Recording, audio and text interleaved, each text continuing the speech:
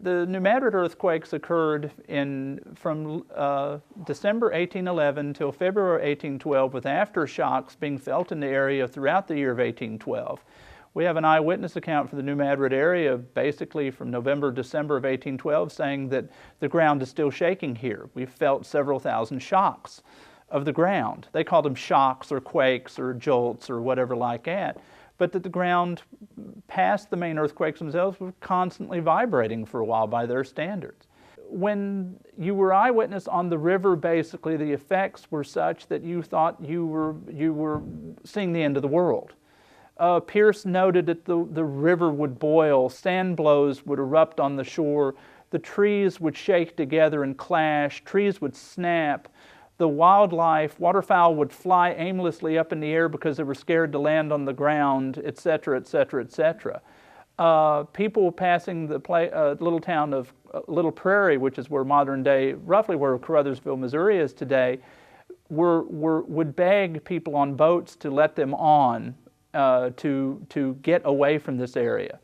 A particular interesting account, John James Audubon, the naturalist, was in Kentucky riding a horse during one of the earthquakes, and literally his horse sensed the earthquake before he did and stopped, and a few seconds later the earthquake hit them.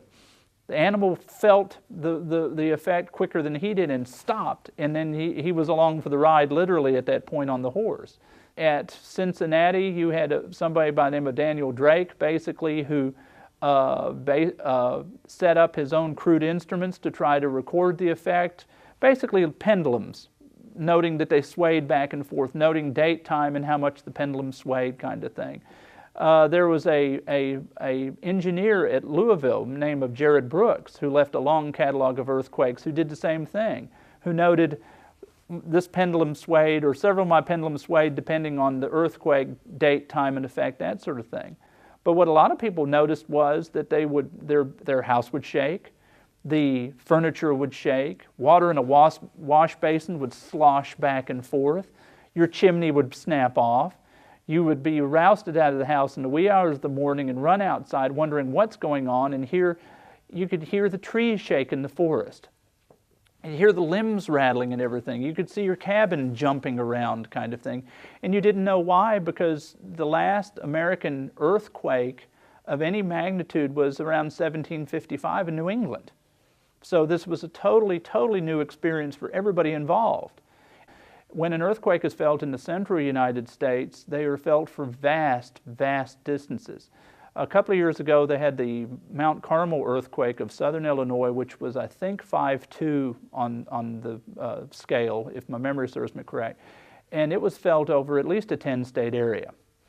I personally felt it myself and was awoken at 4:20 in the morning by it with a gentle shaking. It felt like somebody was shaking me on the shoulder. And to give you some idea of the sense of scale of a New Madrid earthquake, that similar effect of being awoke from sleep was felt on the eastern coast of the United States.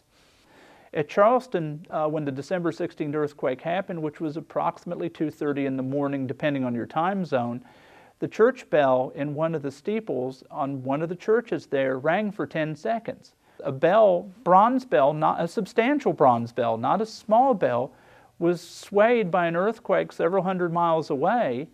And at Charleston, they didn't know what it was at first.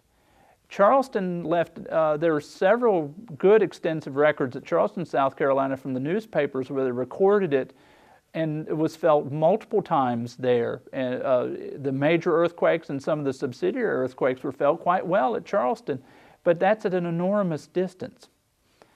Same with Annapolis, Maryland, where basically they noted the State House steeple swayed several feet, and skaters out on the river there basically were scared by one of the earthquakes because the ice started breaking up underneath their feet. And they made a mad dash to shore because they were afraid the ice was going to break up while they were out there skating. At Washington, D.C., which was just being established, there's one account of plaster falling from a ceiling there. Philadelphia, that was noted that the earthquakes were felt there. In central New York State, there's an account for one of the earthquakes where people woke up and saw the kettle in their fireplace swaying back and forth by the light of the fire, by what limited light, basically because the kettle was acting as a pendulum being swayed by the earthquakes at that enormous distance. The sheer scale of it is such.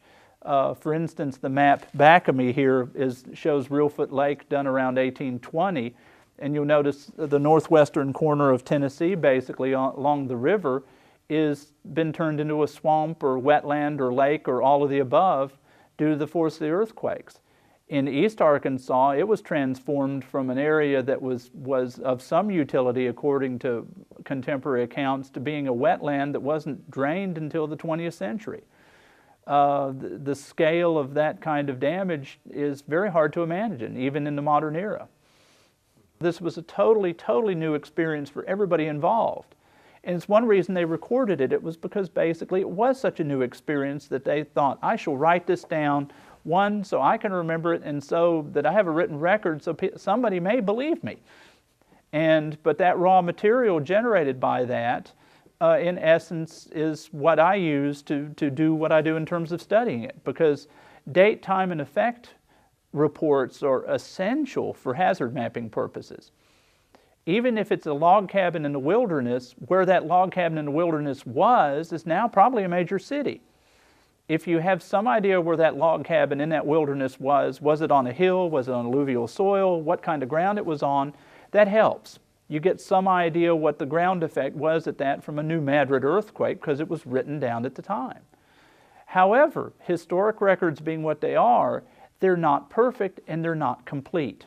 There are big swaths of the United States where I'd dearly love to have information that I've not been able to find anything yet. Where due to later events or events during later wars or whatever, any human activity, records have been scattered or obscured to the point that they're not coming easy to find, so to speak. They're not revealing themselves willingly. And those you have to literally do detective work to find them again and backtrack what went on in that area to see where the records possibly have been deposited.